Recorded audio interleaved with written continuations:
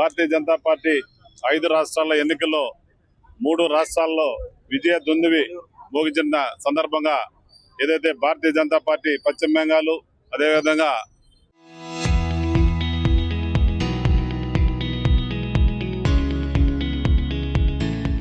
అన్ని రాష్ట్రాలకు సంబంధించిన భారతీయ జనతా పార్టీ నాయకులకు శుభాకాంక్షలు తెలియజేస్తున్నాం.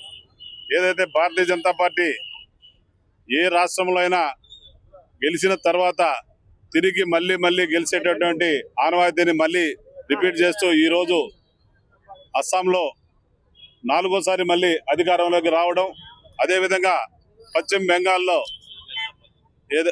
ఏదైతే పార్టీ ఆవిర్భావ దినోత్సవం అంటే పార్టీ ఆవిర్భవించిన రోజు పశ్చిమ బెంగాల్ సంబంధించినటువంటి పండిత్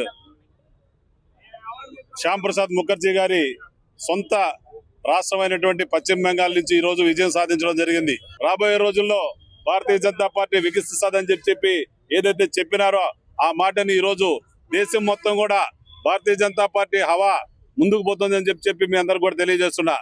ఏదైతే భారతీయ జనతా పార్టీని మళ్ళీ అధికారంలోకి వచ్చేదానికి ఏదైతే పేద ప్రజలు ఎవరైతే ఉన్నారో ఆ రోజు ఏదైతే దీన్ దయాళ్ ఉపాధ్యాయ కావచ్చు, శ్యామ్ ప్రసాద్ ముఖర్జీ గారు కావచ్చు, వాళ్ళు ఏదైతే పేద ప్రజల కోసం ఆలోచన చేశారో ఆ విధంగా పనిచేస్తూ ఈ రోజు మన ప్రధానమంత్రి దేశంలో ప్రతి ఒక్క రాష్ట్రంలో కూడా అధికారంలోకి వచ్చేదానికి పేద ప్రజల కోసం పనిచేస్తున్న ప్రధానమంత్రిగా ఈ రోజు మనం చెప్పుకోవచ్చు. ఇప్పుడు ప్రధానమంత్రి మళ్ళీ 3వ సారి కూడా అధికారంలోకి వచ్చి మళ్ళీ తిరిగి 4వ సారి కూడా అధికారంలోకి వచ్చేదానికి మనం ఈ రోజు చూస్తున్నటువంటి ఏదైతే పశ్చిమ బెంగాల్ ఎన్నికలే మనకు నిదర్శనం అని చెప్పి తెలియజేస్తున్నాం.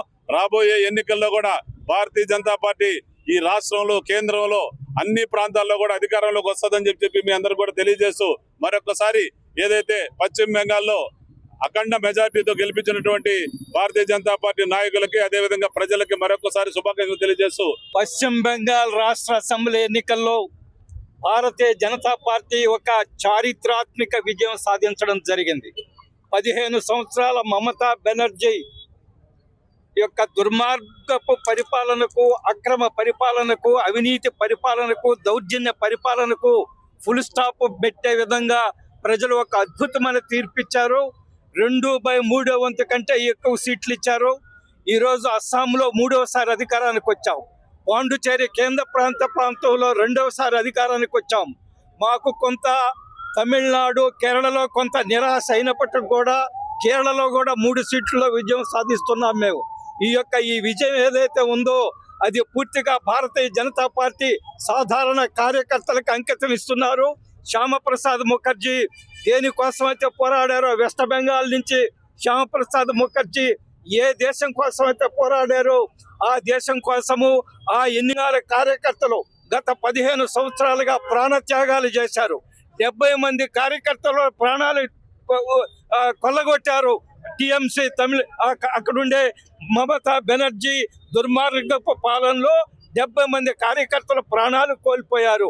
అయినప్పటికీ కూడా ఎక్కడా కూడా భయపడకుండా 15 సంవత్సరాల నుంచి పోరాడుతూ 2011లో ఒక్క సీటు కూడా లేదు, 2016లో 3 సీట్లు గెలిచాం, 2021లో 77 సీట్లు గెలిచాం, 2026లో ఈరోజు 205 సీట్లు గెలిచి అక్కడ ఒక అద్భుతమైన విజయాన్ని సాధించే ప్రభుత్వాన్ని ఏర్పాటు చేయబోతున్నాము.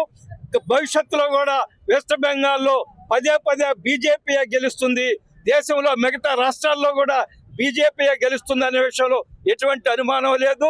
ఈ విజయం సందర్భంగా వెస్ట్ బెంగాల్ కార్యకర్తల్ని, ప్రాణాలు కోల్పోయిన కార్యకర్తల్ని వాళ్ళందరినీ గుర్తు చేసుకుంటూ వాళ్ళకి నివాళులు అర్పిస్తున్నాము. భారత్ మాతాకి